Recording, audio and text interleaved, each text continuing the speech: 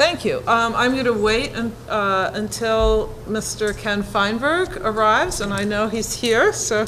He's just arrived. Yes.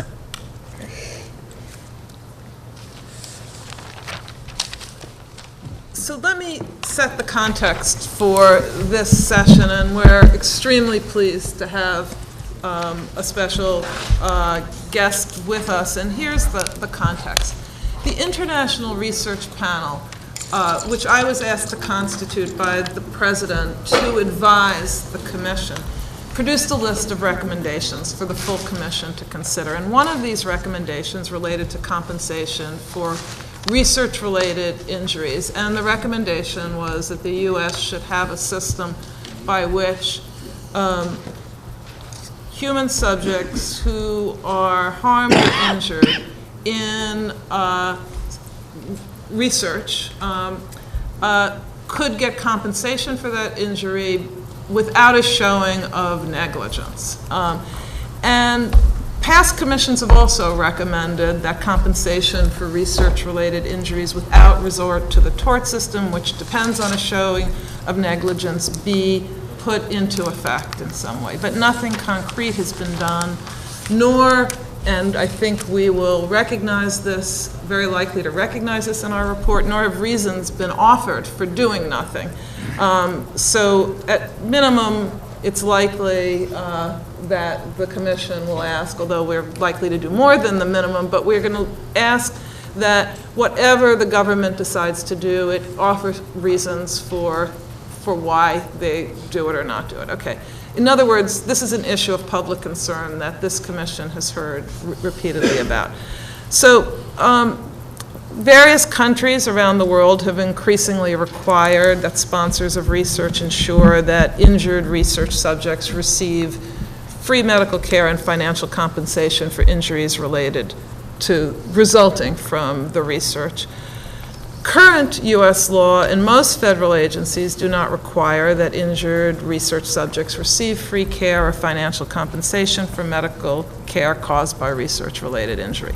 Notable exceptions include the Department of Veteran Affairs and NIH Clinical Center, both of whom provide care for adverse medical events resulting from trial participation.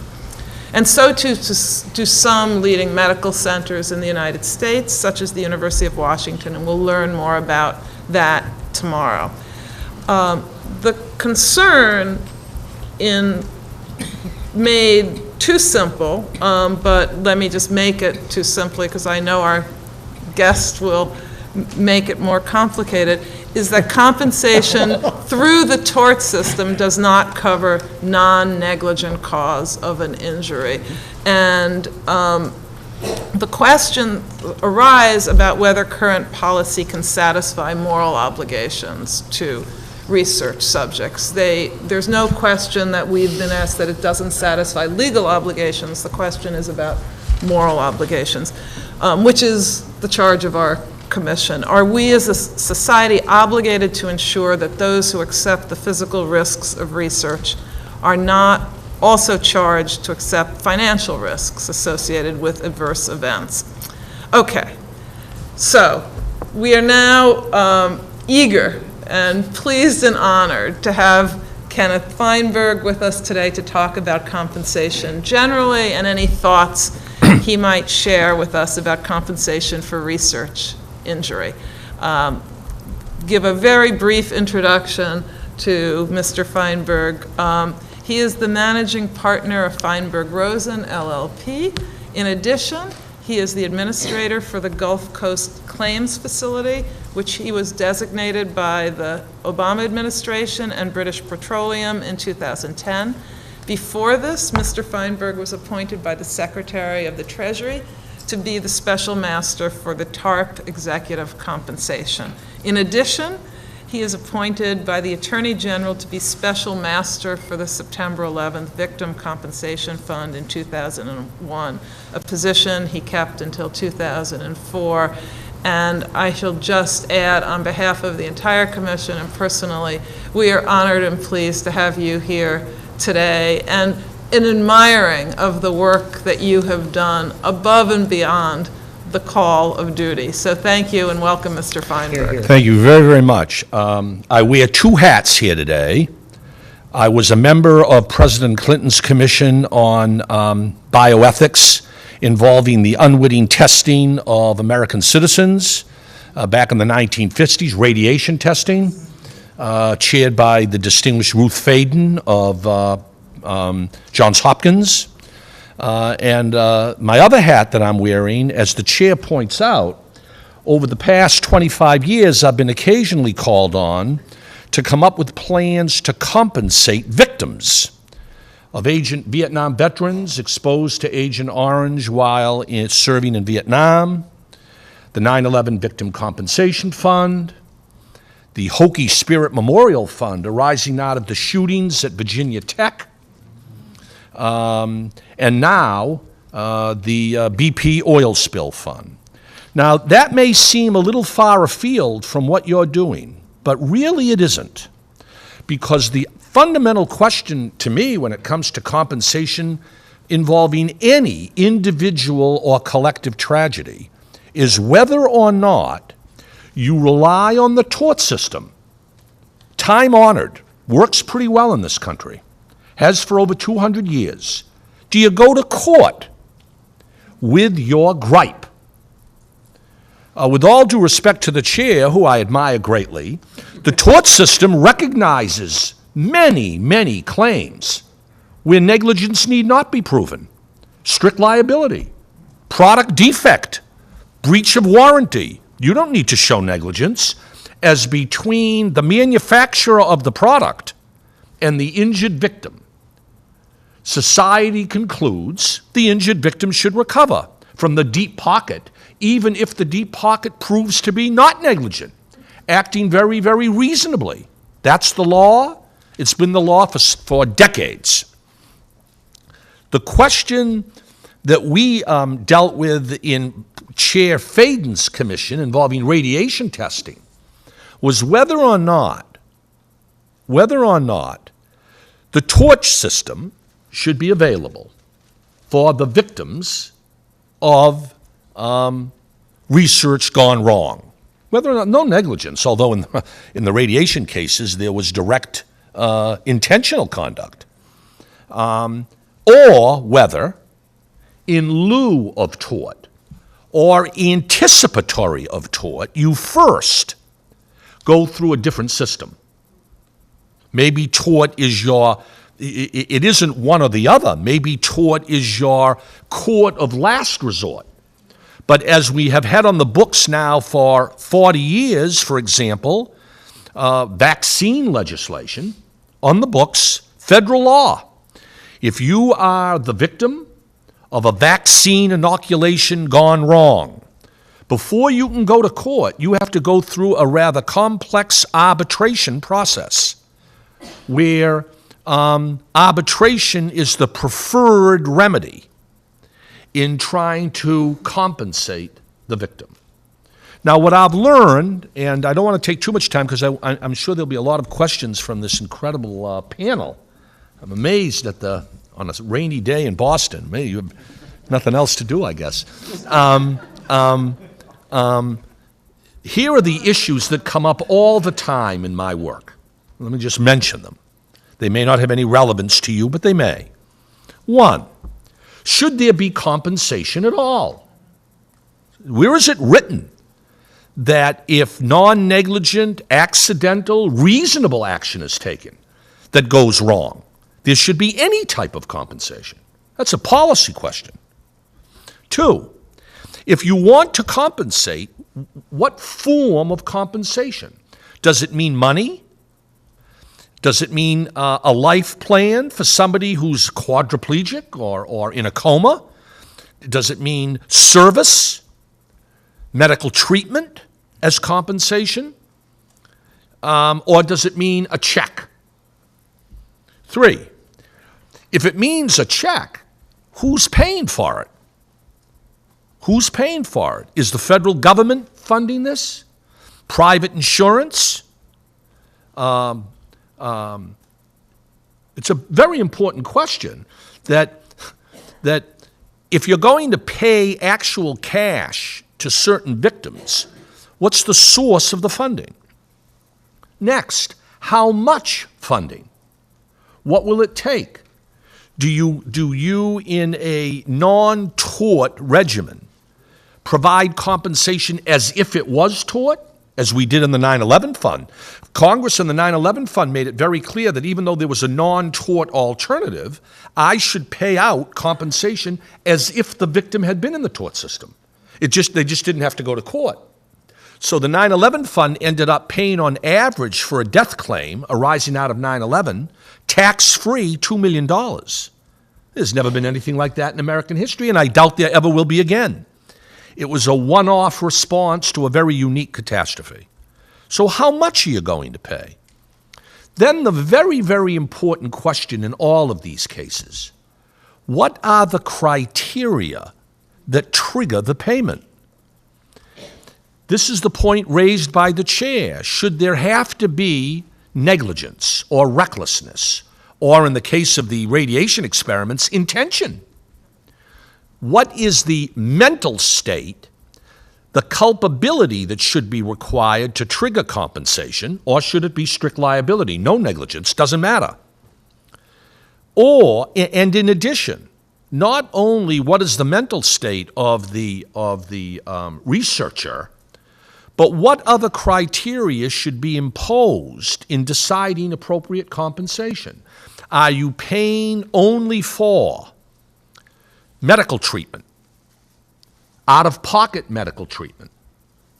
Are you paying economic loss for loss of future wage capability? Are you paying only the victim, or are you paying the victim's spouse, dependents? Are you paying regardless of collateral sources of income, need? Are you going to pay the banker more than the waiter or the busboy, the way the tort system does? If somebody gets hit by an automobile outside here, the American system says the banker, the stockbroker, the investment banker gets more money than the waiter, the busboy, the fireman, the cop, the soldier, because of economic loss of livelihood. So you've got to reach out and decide criteria. If you decide at all that compensation is appropriate, there are these fundamental questions as to who qualifies for what injuries. Do you pay if the research that goes awry does not cause any lasting damage at all? It is temporary. It is compensation for loss of integrity, but not compensation for any long-term medical injury. The mere fact that I was a research victim entitles me to X, even if I'm up and about next week. Is that so? And if so, under what circumstances? So and finally, what are the procedures that you want to establish for fact-finding and determination? This is a point raised by the chair at the opening. Do you want the court system to be the determiner of who gets what? Do you want a special panel created by federal law that would, as with vaccines, there are other examples, on the books. I can think of 3 or 4 examples of long-standing law, federal law. Uranium miners are another one. As you know, uranium miners who came down with thyroid and other leukemia and other conditions during the 50s for mining uranium have a special procedure they go through to be compensated in lieu of tort and the courts. I am totally agnostic on that, other than to say that this committee there's plenty of precedent, plenty. If this committee decides that we ought to create a bioethical alternative dispute resolution system, rather than throw your lot in, rolling the dice in the courtroom. But that the courtroom is, of course, the conventional way, the traditional way, the time-honored way, and the usual way. My final point is that almost always policymakers opt for the tort system. In the last 25 years, I've carved out this niche when I'm called on to help compensate, as with 9/11, Virginia Tech, BP, the Indiana State Fair, the pavilion, the wind that blew down the pavilion 6 months ago. But these examples are extremely rare, where policymakers prospectively decide, let's not go through the traditional, conventional tort system. Let's come up with sort of an out-of-the-box thinking and design a system that either gives one victim a voluntary choice. You can opt into this special program, or at your choice, can go into the tort system, or can be mandated. Don't forget, in 50 states, you have no choice. If you're injured on the job, that's workers' compensation, and for over 100 years we've had workers' compensation. Employees can't go to the courts for work-related injury. That's everywhere, in every state. That's one huge exception to the tort system, and it's been that way for over 100 years. So what I do is pretty rare, I must say, and in almost all cases, policymakers opt to allow people to go to court. You pick your lawyer, we'll pick our lawyer, judge and jury, etc. And finally, in all too many cases, insurance is not the answer, because insurance results in an incredible amount of litigation itself. You'll find, in all too many cases, the insured, in an effort to receive compensation from its insurer, whether that be a private insurer or the public, will find that the insurer balks, claiming this was expected and intended. You deliberately engaged in this research. Why are you coming to us seeking us to compensate you when this wasn't an act of God? This wasn't some accident. It was planned, and here's all the documentation and the paperwork. So if you're going to go the private insurance route, that's a whole nother area, making sure in a recommendation that private insurance is meaningful rather than just a source of new litigation. And there's my 10 minutes. Thank you very much. I'll lead off with a question, and then I'm going to recognize the 3 members of the subgroup who have been working on this, and then we're going to just open it up. So let me just ask you a very specific question. As you know, and you've just recognized, a lot of what you've been working on of late is not what we've been looking at, which is it's not a post hoc, something really unusual has happened and we need to devise something retrospectively. But we've really been called upon to say, is there something prospectively that could be done to improve the current system? So were we to recommend that the government look at requiring researchers and institutions to have a compensation simply, let's just say simply for the medical injury, to provide medical care for those injuries resulting from experiments, research. Would an inclusive system along, would an inclusive system devised along those lines of research-related injury compensation, would it necessarily require preemption of the tort system? No. So Not can you elaborate? necessarily? Right. Could it exist, be designed in a way that it existed alongside the tort system and people could resort to the tort system beyond what was provided in compensation? You could certainly do that.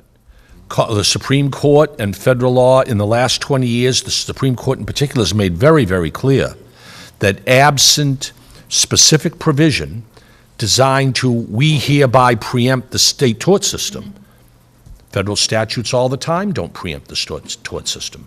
So you could create a parallel or sequential system. Here's what you do with research-related injuries, all right?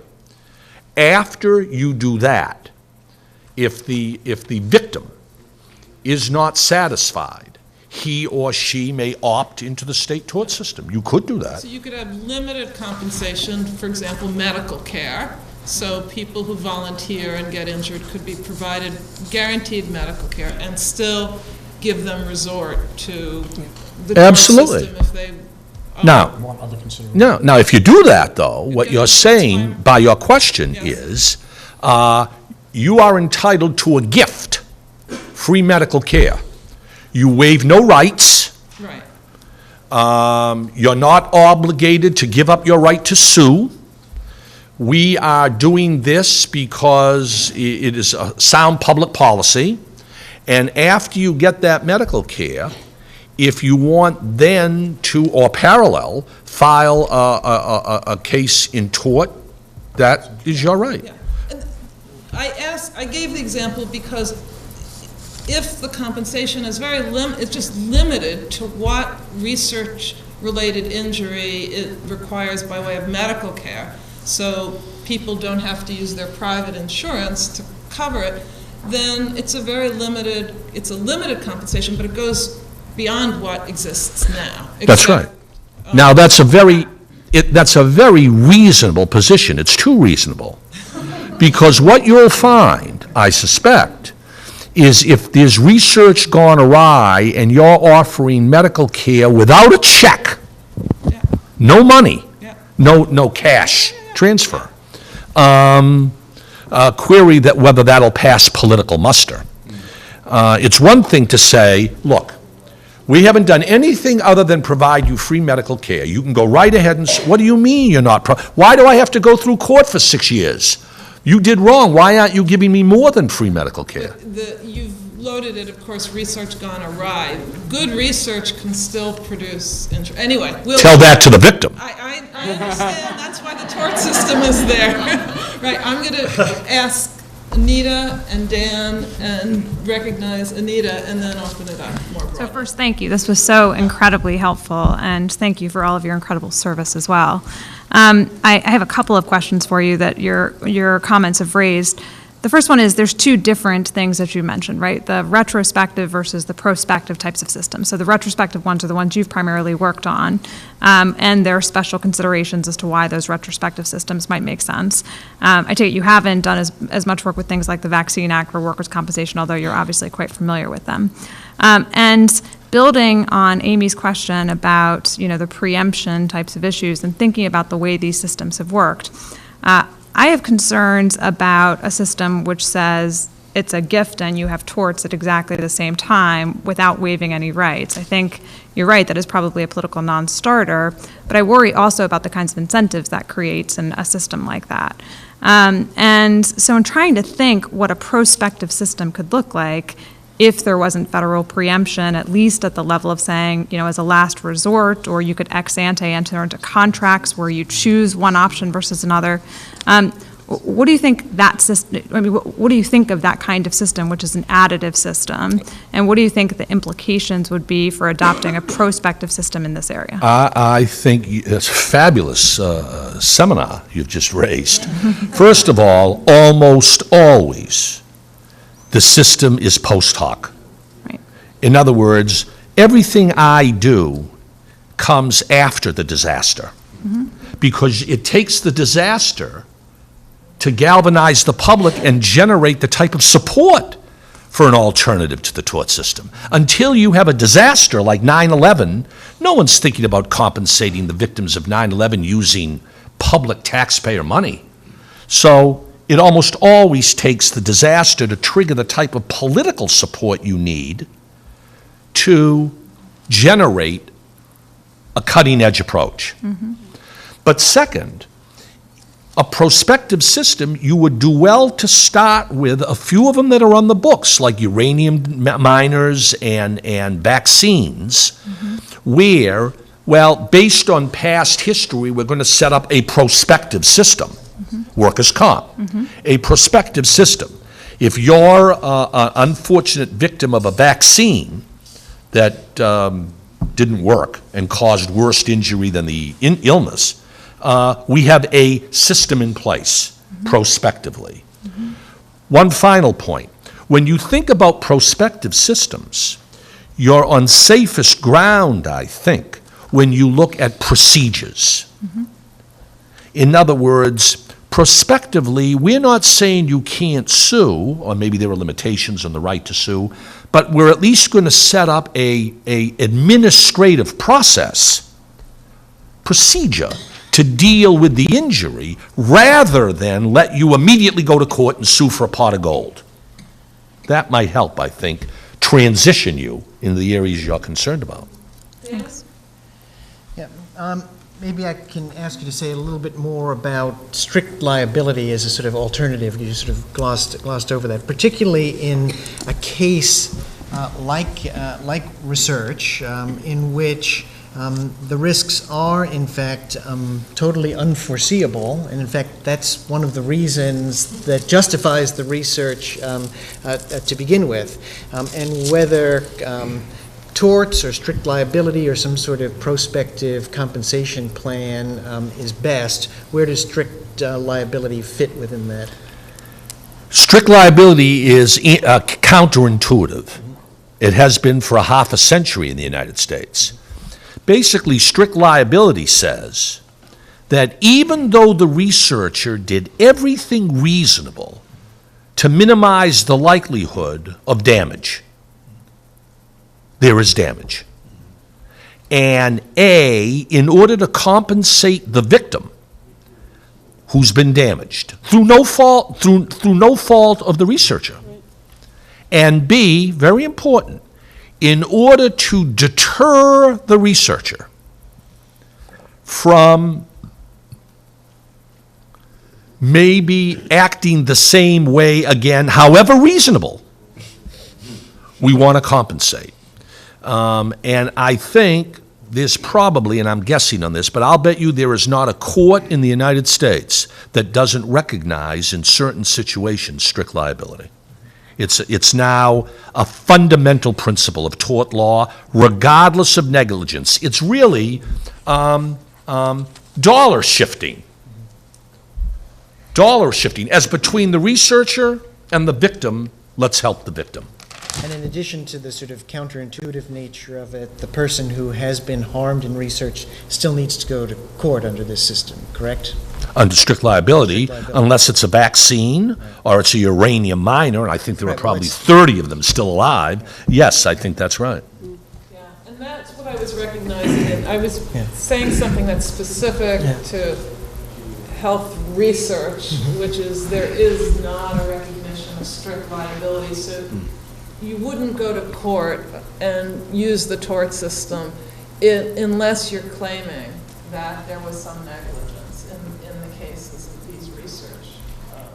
Or unless you're claiming strict liability. Exactly, unless you're claiming strict liability. But we have a set of, there have been thousands of, we now last year had over 50,000, human subjects research, and it isn't the case that you typically would go to court. It's rare that you would go to court and claim strict liability in the cases of these. So you'd have to change the law to be strict liability. I'm wondering about that. Is that because the law is a barrier to suit, or is that because in those cases there's quick settlements with the insurance companies or with the researcher? It's a good question. I don't know the answer to that. I don't know I know the answer in some instances, but not. I don't know it generally. Let me ask Anita to question. On the insurance question, we heard this morning from some industry people that there is insurance available, and I take it that insurance is available even though you could make an assumption of risk type argument, the one you pointed out. So, but what I like about your point is that there may well be litigation, but probably over causation. Did this agent that you were given in the research really caused your injury. So there might be, so I think you're right, there could be litigation around that. So you wouldn't avoid the court system just by having a system of insurance. On the question, though, of going to court and an alternative to a non-tort alternative, what I worry about is that it might be just always impossible to win. Okay, we're going to put aside the case of negligence because we're assuming here we're having a non-negligent injury. But think about the traditional categories where something akin to strict liability applies. Well, you know, possession of wild animals, that's not a good analogy. Ultra-hazardous activities, that might be a pretty good one. It's like blasting or, you know, something like that. But then if you look in the products liability area, we have a huge, you know, doctrinal obstacles that don't match our context of research injuries. For manufacturing defects, you got to show that there's some product that was, you know, defective. For a design defect, you got to show that the risk-utility balance didn't work out in favor of doing it. And then if you treat it like a sort of a warning or a labeling type context, well then we're assuming the informed consent process fully warns the research subject that this may kill them. All right, so I just think that if we did rely upon the tort system at all, the research subject would always lose. Unless we had a specific new theory of liability, which our judges decided to adopt or required to adopt by statute to say that there's now strict liability for research injuries, just like for blasting cases. I'm not going to, it's very excellent point you make, except I'll bet you that your concern that the victim will not win is not shared by the hospitals and others engaged in the work. I think, and I defer to you on this, but I'll bet that any would-be defendant medical institution would be chilled would shudder in horror at the notion that there would be a recommendation to make it easier for victims to bring lawsuits under a theory of strict liability. I mean, so it could evolve, right? And if enough smart lawyers start to bring these cases, we might see a change in the law. But given existing tort doctrines, you have to admit that we don't have any precedent within contemporary strict liability rules for a person to recover under these facts. Okay, but it may be that one would evolve if we had enough, again, you know, scared companies and clever lawyers. In some sense, what we're concerned about, or one of the things we're concerned about, given all of the recommendations that we've heard about about having some guaranteed compensation, is the opposite end of the spectrum from 9/11 and horrendous harm, which can go and does go through the tort system. It does. And it's the people who volunteer for experiments, and their expectation of benefit is minimal, but they volunteer. These experiments are, not all of them, but by and large, a lot of them are for the public good. And they get injured in some non-horrendous way, and they have to pay out of pocket for their medical care. And the concern, and this is, I'm speaking now, you know, from the what you call policy or ethics, is couldn't there be a requirement that institutions insure themselves so they can compensate people for those injuries by giving them medical care? Yeah, absolutely. Absolutely. Why not? If you can find the private insurer willing to do it, and the insured wants to pay the premium, that's the way we take care of most risk in the United States. I must say, the government doesn't stand behind situations like this. Your question, implicit in your question, is the government, the taxpayer, doesn't become the insurer of first resort. Exactly, but but implicit in my question is also that the government, as a condition of giving research dollars out to do these experiments, could anything from encourage to require those who do research to have the capacity to compensate, at least with medical care, for research-related injuries. Absolutely. Now, I suppose, and you know this better than I have no idea, would a requirement or a recommendation by the government to that effect, would you run up against the argument that you're disincentivizing research because by making us shoulder that burden and that cost, which we find unnecessary, you are hampering cutting-edge research? You would definitely run up against that argument, and the response could be, we can factor that into research grants the way we factor everything else into research grants. Then the government is again the insurer of choice. Well, it's not the insurer, it is the underwriter. it is It's the underwriter. The taxpayer. Yeah, it's the funder, at least part of it. Okay, John? Thank you very much. This is wonderful. Sometimes I look at my file cabinets and they have labels like death, AIDS, euthanasia. I think I work in the most depressing field imaginable, but you've topped us all, I think, today. So I feel much better about my The choice sheer of put career. me on at the end of the day. Yeah, so thank you. I appreciate it. The issue has come up several times about the issue of the meaning of consent, right, in this kind of a situation. If somebody consents, well, then the system can say, well, hey, you agreed to this. If my Latin serves me, volenti non fit iuria, right? If you, Impressive, John. yeah, I was one year in law school, so. So if you agree, there's no injury, right? It seems to me that the appropriate stance on this is a policy stance, which says that's an offer. In other words, offering somebody the possibility of engaging in research without any fallback for injuries or, compensation.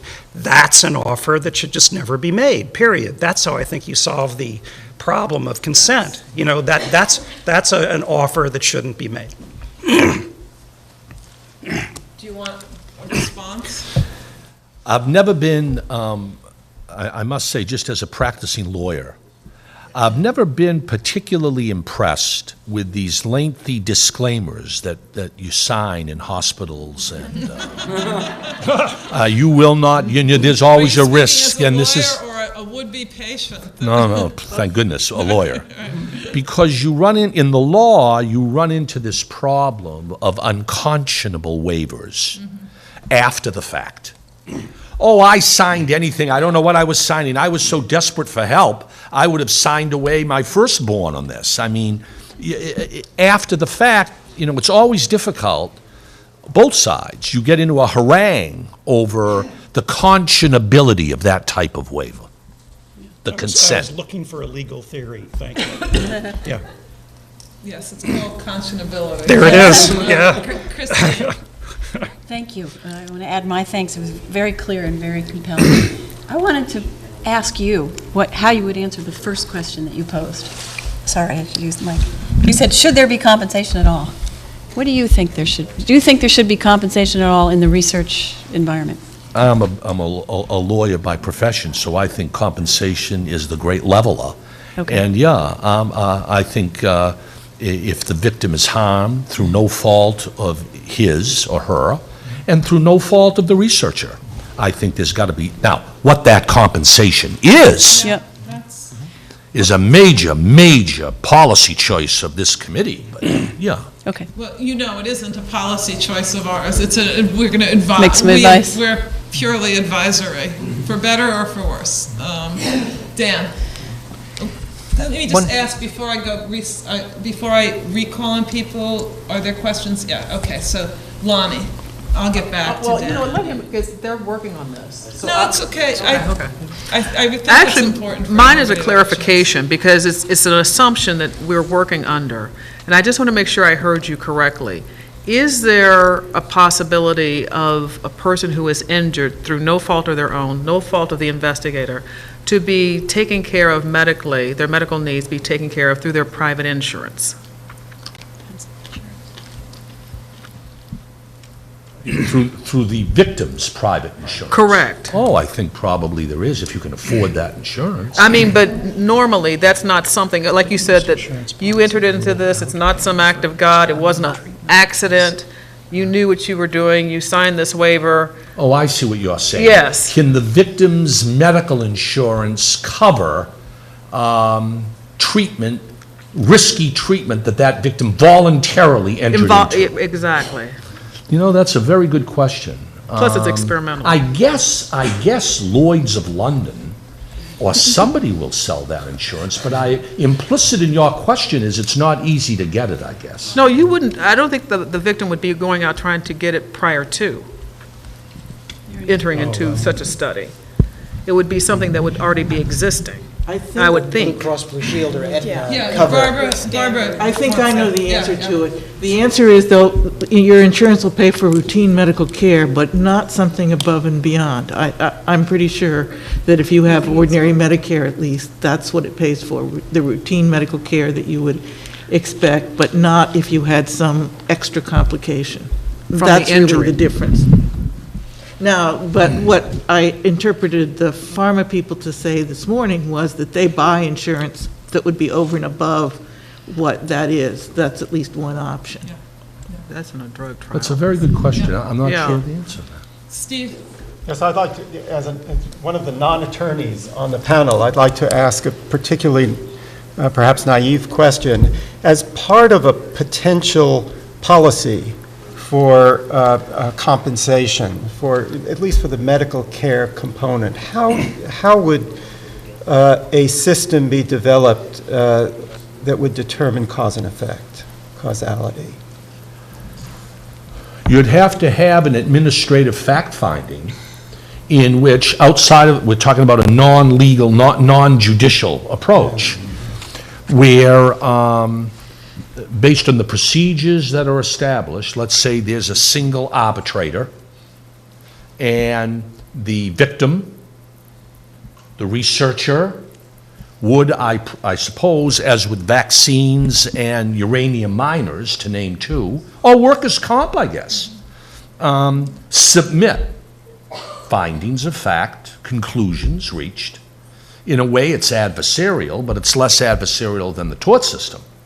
And the arbitrator might take a day hearing and invite each side or their representative to make the case, and there would be a ruling. In 9/11, we required the submission of documentation, a claim form, a standard claim form. Attached to that claim form was the documentation of the particular claim. We then had a staff in 9/11 that examined the submission and reached a conclusion. Now, we didn't have it adversarial because there was nobody on the other side. It was just the claimant making the submission. The terrorists were dead, and there was nobody challenging that. But we still had to, there's got to be an infrastructure to examine the validity of the claim, including causation. Nita? So And you're next. I want to ask an unfair question of you, I suppose. I've been getting a lot of them for Yes, years. but to build on Christine's question, so you answered that you think compensation should be provided, but as a lawyer, of course, you recognize that the devil is in the details, right? And you also said that the tort system is the honored and usual way that we do things in this country.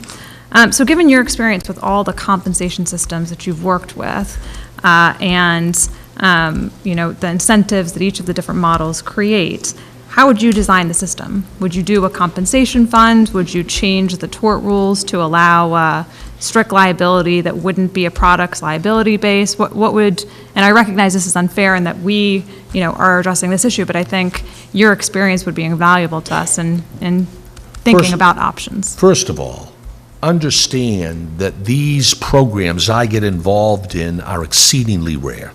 The tort system almost always trumps anything else. And these programs I get involved in should be exceedingly rare, because telling people, certain people, bad things happen to good people every day in this country. They don't have a 9/11 fund, they don't have a BP fund. The idea that philosophically you're going to carve out for very special treatment just these people, where everybody else goes through a different system.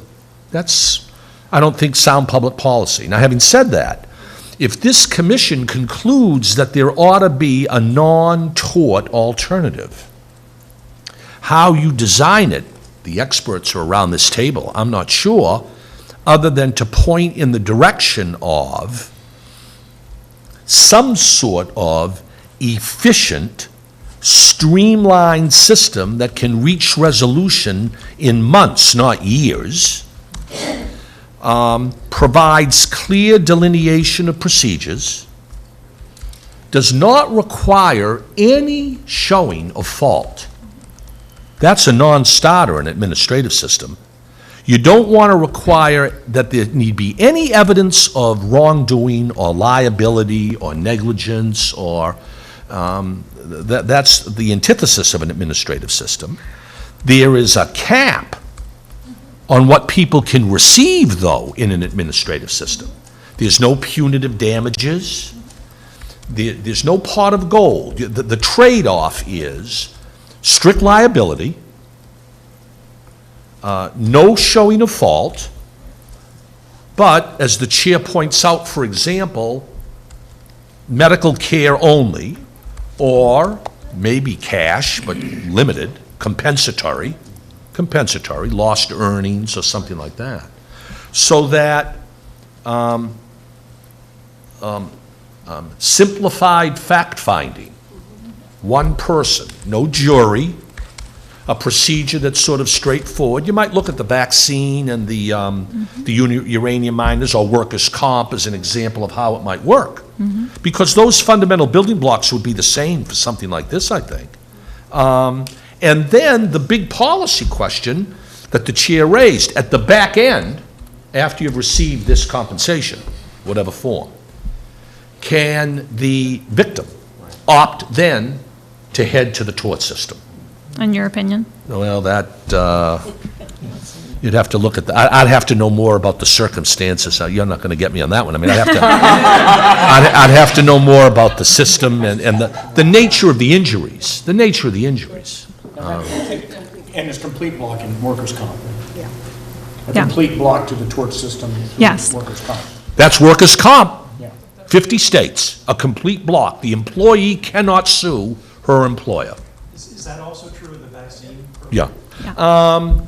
I think so. I think at the end of the day, the panel decides you cannot opt into the tort system.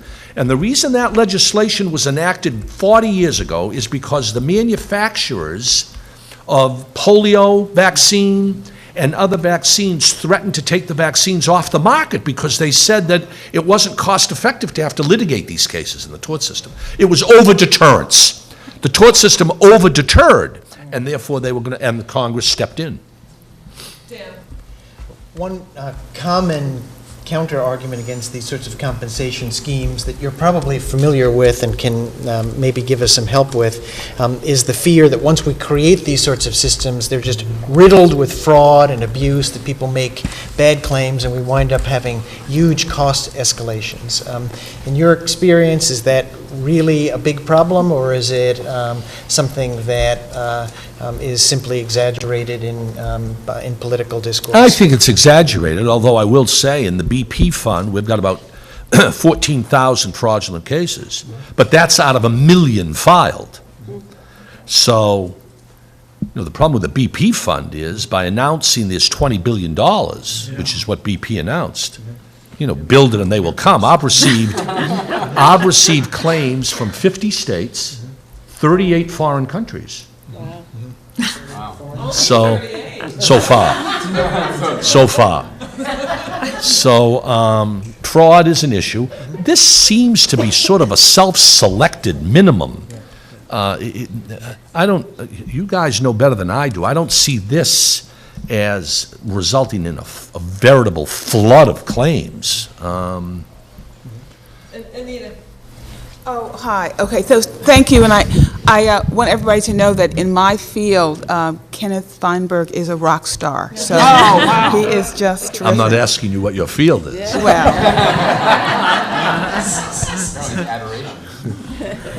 law. Okay, so we've been thinking about distinguishing between medical benefits, compensation, and reparations, okay? And maybe reparations would be preserved for unethical research, the extremely rare unethical research. And I'm wondering whether you think that that triad of distinctions makes sense. And when it comes to, say, something beyond medical benefits that we call compensation, that might include, and you mentioned a couple of these as being within the realm of possibility, like lost earnings, but what about pain and suffering? Pain and suffering capped or uncapped? What about loss of consortium? What about wrongful death paid to families? And then one of my favorites, what about if there are germline sort of consequences, so DES daughter and granddaughter type issues where, 20 years later, the research subjects' children discover they've got some kind of cancer that can be causally linked to the research. Do we compensate them as well? I would stay away from those. Those are all legal, judicial concepts, pain and suffering, loss of consortium. You're getting into the tort arena. Now, if you want an option to go to tort, that's fine. That's where that, but you mentioned that in the 9/11 compensation plan, you did use tort-like notions to compensate the victims of 9/11. Two answers to that. First, Congress required it. Congress said in the statute that when I compensate victims of 9/11, you will consider not only economic loss, work life, how much the banker versus the cop, but pain and suffering. So you know what we did? In an administrative system, we came up with very objective pain and suffering. Everybody who died, 2,983 people, everybody gets $250,000 for pain and suffering, plus $100,000 for each remaining spouse and dependent. That's it. Streamlined. No individual, subjective, delay-ridden calibration of pain and suffering. We had to do it because the statute required it, but we just made it administrative. We just said, we don't want to know the facts. If you died and you had a spouse, that's $250,000 and $100,000. If you had two kids, $250,000, $100,000, $100,000, $100,000. That's it. And that's how we dealt with that. Very rare in administrative schemes do you consider tort principles like pain and suffering and loss of consortium. So you would recommend to us, tentatively, because I know this is a new area for you, but you would tentatively recommend that we stick to medical benefits for the immediate research subject, quote-unquote victim, not worry about pain and suffering, not worry about families, not worry about long-term consequences for next generations. Keep it to medical benefits, and hopefully insurance will cover that. Or you could say this is a policy choice. Yeah. Medical benefits, 1. Economic loss, 2. The banker who's bedridden has more lost future income than the cop who's bedridden. 3. If you want to have pain and suffering, go ahead. But like the 9/11 fund, have an objective mathematical formula without having an absent jury determine he suffered more than she suffered. So you can do it. But if you're going to do it, I would urge in an administrative system, it's very streamlined and ministerial without requiring any subjective fact-finding. Thank you. One premise in thinking about this type of compensation is that the current system is not efficient or is not working. Do you subscribe to that view? No. It's not very efficient. It works. I mean, It's inefficient and it's working. the tort system, I think, gets criticized much too much. There are some examples of mass litigation, like asbestos, or DES, or Dalcon Shield, where the tort system tends to over-deter, inefficient, unfair, takes too long, haphazard results. I think 2 things about the tort system. 1, it works pretty good. And 2, very important, even if you don't think it works pretty good, it's so ingrained in the fabric and history of the country, it's not going to change. So you're tilting at windmills if you think that there ought to be a 9/11, that 9/11 or BP ought to be a precedent for changing the, 9/11 and BP is a precedent for nothing, in my opinion. And none of us, just so you know, none of us on this commission, in our wildest imaginations, have brought up that as something that would be relevant to this. It's more, as you could tell from the questions, that very few people who were injured, who just want medical care, and, as you said, possibly compensation for lost wages, very few people are going to go to the tort system for that. That's interesting. I've found that to be the case. Yeah, I mean, in an experiment, medical experiment, they will go to the tort system for more, all the other things, or in, if they suspect negligence. I found in Virginia Tech, which wasn't tied to the tort system, by giving victims compensation without any condition, virtually all of them decided voluntarily not to then go to the tort system. Only 2 people sued. I was surprised by that. Well, that actually fits, that's a longer discussion about what you see prevents people from going to the tort system if they're dealt with in a basically, what they think is a basically fair way. So I actually think, to an earlier comment you made about how to pay for it, this might actually prevent larger costs from incurring in this, in giving people more of a sense of just fairness at a pretty low cost level. That's just based on experience of how it's worked in going to the tort system. But I am here to read a question. I have one contractual obligation to Mr. Feinberg, which is to end this at 6 o'clock sharp. But, so there's a question from Sarah Harnisa. Sarah, would you please stand up? So, it's a series of questions, actually, and I will just read them. How would compensation for injuries related to research work in a population already compromised? How would compensation for injuries related to research work in a population already compromised by illness? How would a patient participant prove his or her injury was related to the investigational agent and not their underlying condition? And what process would assist the participant in proving the injury? That's the question that Dr. Hauser asked. First, it happens all the time that the fact finder, whether it be the arbitrator or a jury, was the injury caused by the research, or was there a pre-existing injury that really all the research simply accelerated what was already there? I mean, that and the second question all relate to causation, the question that was posed by Dr. Hauser.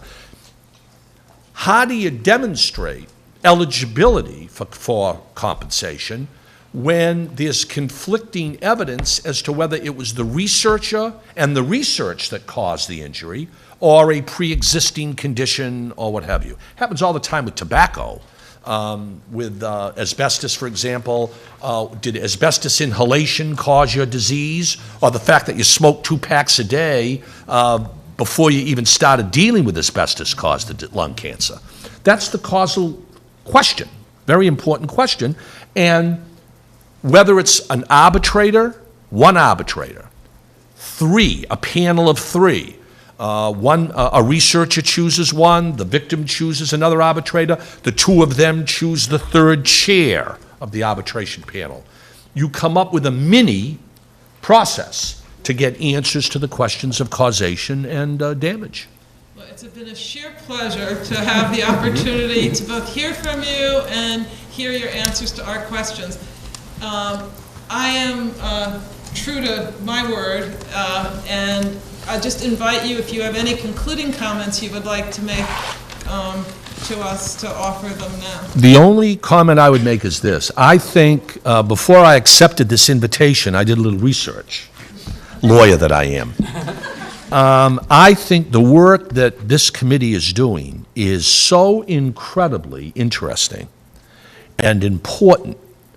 I wish you all well. I will tell the chair, when it comes to this subject of compensation, I can't say I know a whole lot about all the other issues on your agenda. I looked at the 2 days. I mean, fabulous agenda.